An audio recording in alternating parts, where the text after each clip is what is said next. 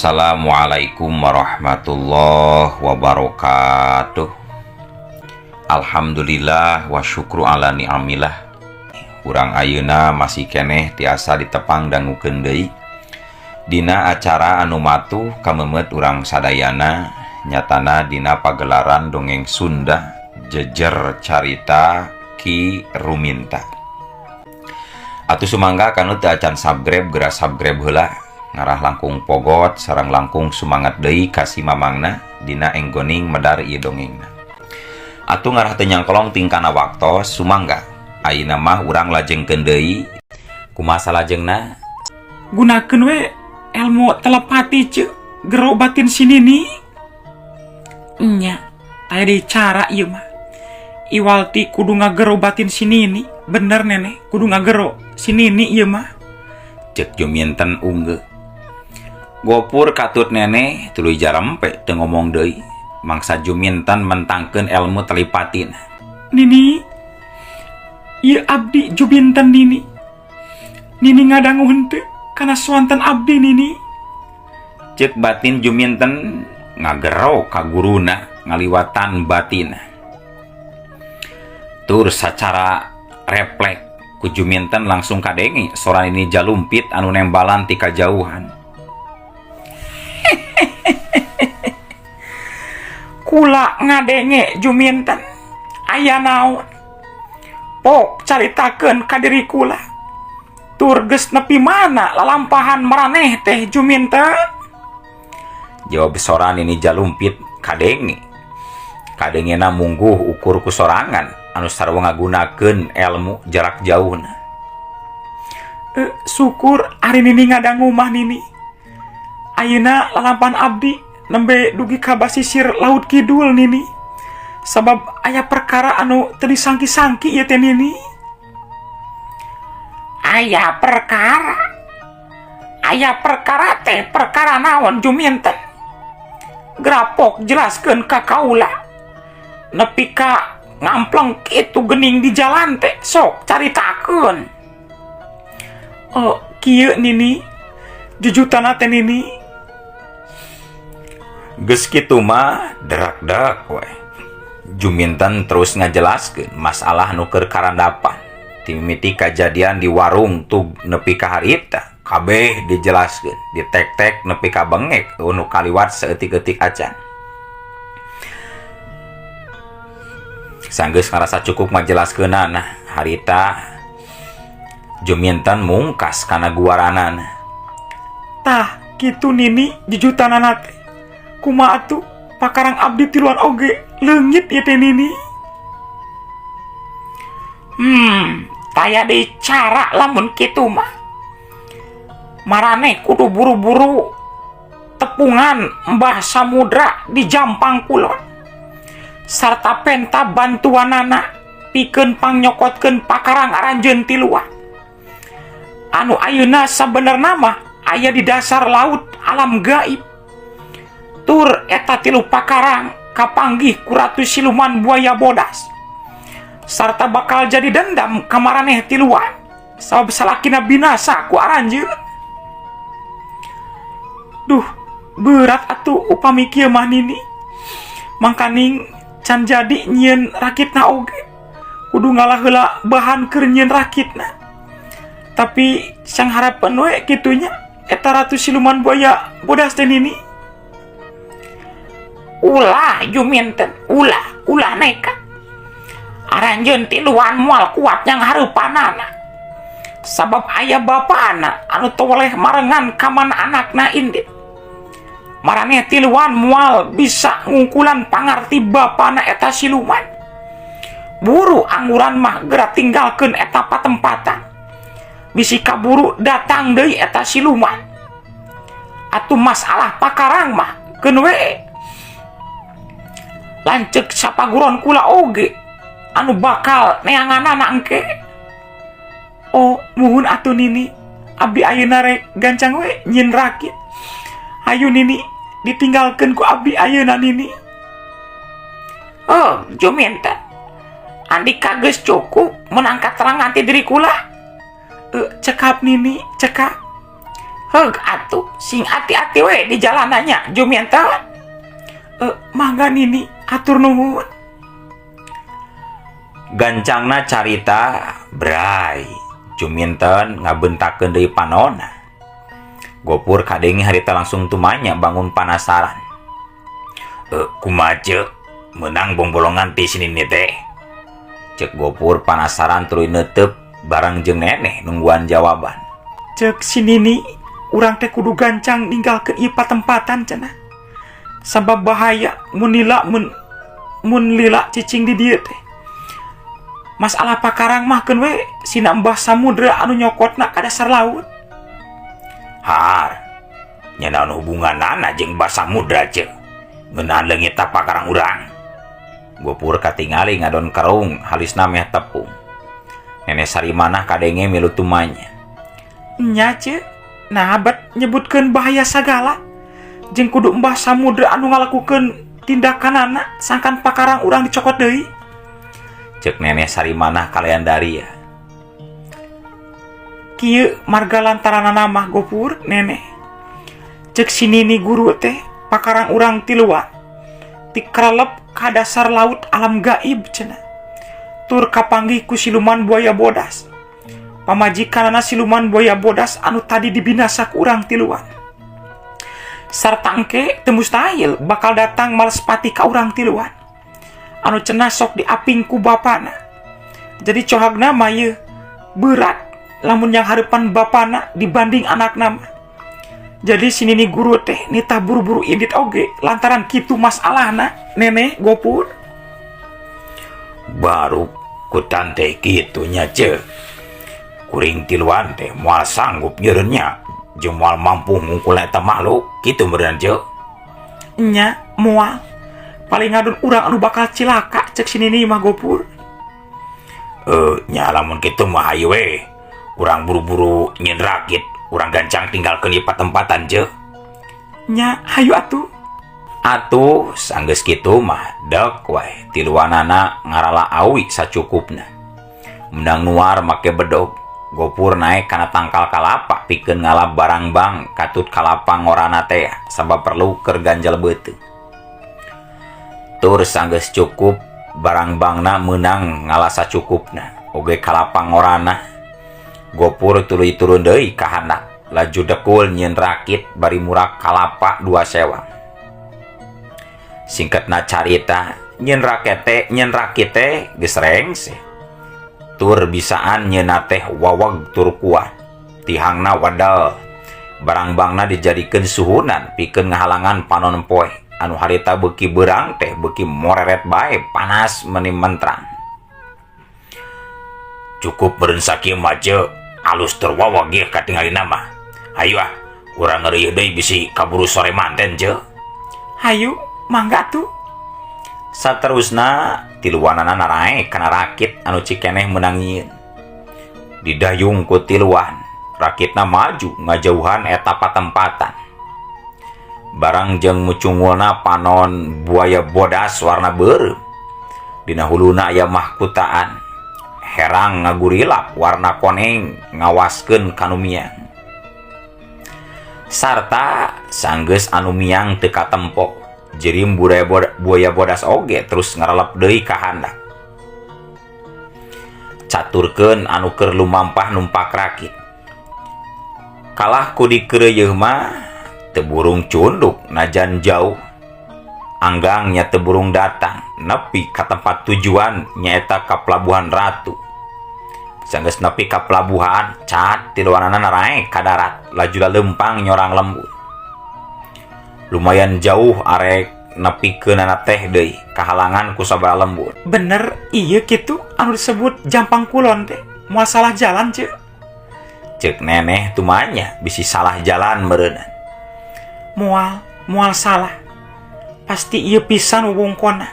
Tuh, itu ciri-ciri imana teh geus katempo ku urang. Juminten leumpang panghareupna sarta leuwih apal jalan mana nu kudu disorang. Tur di tebeh hareup katempo aya imah panggung leutik jeung celing nyorangan anggang ti imah warga. Yakin eta teh imahna Mbah Samudra, imah panggung leutik tapi waweg. jeung aya nu mata kaget pikeun marana tiluan. Sabab didinya ya imah gantung di luhur tetangkalan pas sambung-sambung make sasak gantung. Sampurasun, sampurasun. Juminten minangka wakil gancang ngucap salam meureunnan muncek basa ayeuna mah. Rampe, sa di luar, rek naon datang ka dieu. Tembal sora anu di jero imah daya lian ti soranana Mbah Samudra. Iya abdi juminten Mbah, muridna Nini Jalumpit Mbah. Wios abdi lebet ka bumi Mbah. Kurang ajar sia. Teu meunang sambarangan asup ka imah kula dulu. Gagabah teneman eta teh dulu. Kula yang nyoba kandi kanu bieu ngomong. Mun bener maneh murid si Jalumpit. Sanghareupan 20 murid kula sakabeh anu aya di imah masing-masing dulu. Mangga Mbah. Janten leres salira teh Mbah Samudra raka sapaguron ini guru. Ya, kula memang dulur sapagurona. Tapi kula teu percaya kitu wae mun arandika muridna. Kula nyao di luar aya 3 jalma anu keur nangtung. Ku kituna kabeh anak buah kula gancang kaluar. Uji pangarti eta 3 jalma ngan omat masing-masing ulah anu binasa. Cek Mbah Samudra nembalan ku nyarita. Cacap dina cumarita kitu ngadadak di jero imah-imah gantung bijil jalma saurang-saurang. Jirimna lalu muncatan kahandak ngurung 3 jirim anu keur narangtung. Kabehna 20 jalma kurang leuwih bari ngalabar rantai panjang. Tungtungna marake gegendir anu cucukan. Sadar kana kayaan, juminten katut anu sejena jadi waspada. Tur tatan-tatan sabab nempo lawan marawa pakarang. Ti jero imah Mbah Samudra kadenge cumarita deui. Sok gerasa ngareupan heula anak buah kaula. Mun arandika mampu ngungkulanana, kula karek percaya yen arandika tiluan teh murid si Jalumpit dulu. Juminten jeung Gopur katut neneh tembong muterkeun paneteupna ka sakabeh anu ngepung. Anu make papakean sing sarwa hideung kabeh oge. Urang tiluan kudu leuwih ngaroncatkeun ilmu pangenteng badan. Sabab jumlah lawan urang loba. Hayu, urang gunakeun bedog. Hayu. Siap, Ceu. Mangga, Ceu. Tiluanana anu memang geus sayaga marasat bedog. Harita tatan-tatan pikeun maju. Ngan teu wani gagabah. Dina ngalakukeun tindakan. Saterusna 3 jirim tembong pating jorelat narajang kalawan mana wae anu deukeut. Jeung bisa dibagi jadi 3 bagian sangkan teu berat teuing yang hareupanana. Anu ditarajang oge surti kana kahayang musuh nalika mapag 3 jirim anu narajang langsung ngabagi diri jadi masing-masing 3 bagian dina mangsa lumangsungna tarung. Hiuk gurilap. Pakarang dina leungeun masing-masing tembong pating hariu. Gegedir teu eleh ngabahayakeunana batan gurilapna bedog anu dipake narajang ku juminten katut neneh oge Gopur. Sabab eleh ku panjangna lantaran ari bedog mah pondok sedengkeun gegedir mah panjang make rante. Juminten tembong jujurelatan antara 7 lawan anu ngarangsek. Serta teu bisa gampang kitu bae deukeut kana badan musuh. Sabab kehalangan ku gegedir rante. Da sabab mun kabeunangan weh ku eta pakarang. Tulang-tulang bisa parotong, malah dagingna kajuol ku gedir wesi anu marencos kawas cucu. Ngajadikeun juminten oge karek ukur bisa nyingkahan panarjang lawan, can mampu ngabales gerakan musuh memang kacil cepatna. Malah tata gerak ilmu silatna oge rada susah pikeun ditebakna. Lantaran beda jeung tata gerak ilmu silat biasana anu sok digunakeun ku para jago. Kalayang jelayat, jelit. Di pihak sejen, Nene Sarimana tembong jirimna keur ngalayang nyingkahan sameran ti 4 lawan sakaligus.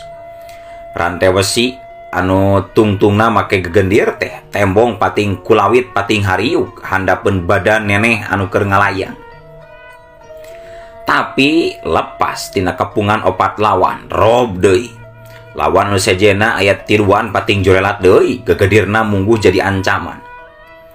Nenek Sarimana nempo aya lolongkrang kosong pikeun asupkeun tajongan dampal suku kana iga burung saurang anu jadi lawana. Ngan oroka aya balad musuh temikeun baladna aya nu kabeunangan, maka gancang nutup kelemahan baladna ku panarajang. Sadar kana kayaan kapaksa Nenek Sarimana narik mulang sukuna ka tukang. Lantaran temikeun tulang sukuna kudu ancur ku gempuran gegendir musuh.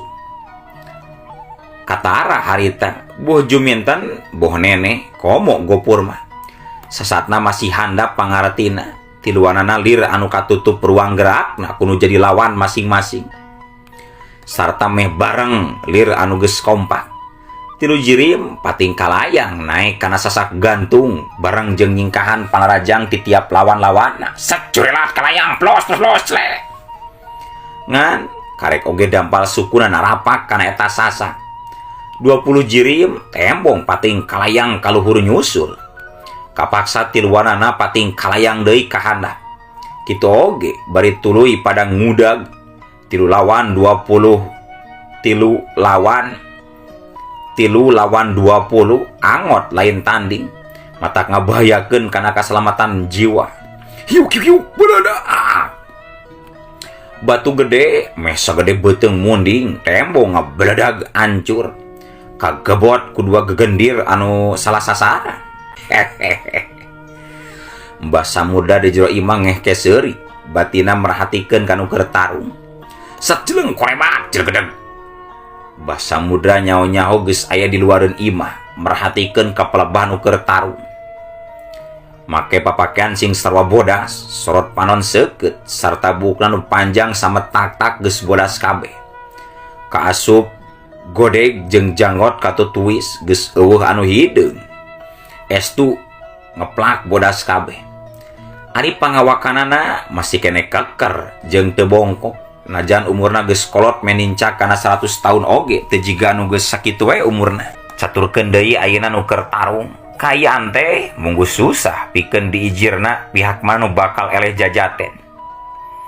Jeung mun teh mah pihak juminten anu kudu eleh jajaten nya masih kasebut wajar. Sabab 3 lawan 20 sasatna puguh teu imbang. Tapi sabalikna mun pihak lawan anu eleh jajaten berarti juminten jeung Nenek Sarimana katut Gopur geus masagi tina pangartina. Mampu ngungkulan 20 urang lawan anu sakitu garangna. Sarta meh teu kanyahoan suku neneh beunang kakait harita teh kurang teh wesi gegedir lawan. Ngan untung kaburu mampu disingkahan. Tapi barang jeung kitu Gopur oge ampir-ampiran beheungna kabelit ngan gancang ngabebeutkeun awakna ka handap bari gogorentelan sabab tuluy pada ngarangsak. Beledak. Taneuh tembong tarapakan lalegok kahantem ku gegendir anu lir hujan silantang ngudag badan Gopur anu masih keneh gogorentelan di luhureun taneuh. Jeung hebatna teh taneuh anu tarapakan nahabat ngabrijilkeun seuneu. Lebah dieu tiluanana beuki ngarti. Lawan salian tilobate oge pangartina lain atah-atah. Pangpangna mah ku pakarangna anu mampu ngancurkeun teasna batu. Susah mun seug miharep buru-buru lekasan tina lumangsungna eta tarung teh. Di luar dugaan, bedog nene beunang kabelit kurang tewasi gegadir lawan. Untung teu petong oge bedogna. Tapi sanajan dibarung jeung kaget, Nenek Sarimana tetep bisa ngungkulan eta kaayaan. Badana terus nuturkeun kana bedolan musuh sarta teu antapara deui dina jarak anu deukeut langsung puceuli musuh ditampiling ku leungeun kenca kadenge ngagerot tarik nan kanyeri sat nyen bulit sat hiu jelebet deus aduh jengkang gedebut hiji lawan harita aya nu rubuh ku leungeun neneh anu menang hiji kauntungan bisa males narajang kanu jadi lawan belitan rantai kana bedogna oge bisa jadi lesot. Gopur katut juminten panaseun hatena piraku neneh geus bisa males narajang kanu jadi lawan. Ari mahina duaan acan. Ku kituna duanana gancang ngalakukeun hiji gerakan anu ku musuh teu bisa kabaca kamana arahna. Hiup jelat jeleng. Juminten luncat lepas katukangen dua musuh. Dua dampa leungeunna mata ngahantem punduk lawan pilih genti. Samemeh badan Juminten tuluy luncat deui nyingkahan panarajang anu sejen set hiup jebrot jelebet deus aduh kedebut. Dua badan lawan tembong pating kedebut rubuh nyuuh diselangku pating gelero nahan kanyeri. Sarta barang jeung kitu Gopur oge kadenge ngagerohan daruan. Mangsa nibankeun tajongan suku kenca kana iga burung musuh jelat jeleng hiup jebrot aduh soloyong solontot gebruk. Teu burung lawan Gopur oge sarua nyuuh saurang nangkuban terus teu inget di bumi alan.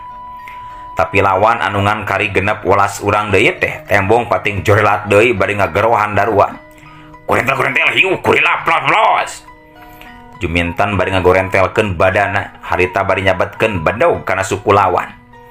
Tapi edas teu beunang sabab musuhna lincah nangkaranan ngaron ngeplos nyabet angin. Ari gegendir musuh jol-jol pikeun ngahujanan kana badana hiup bledak.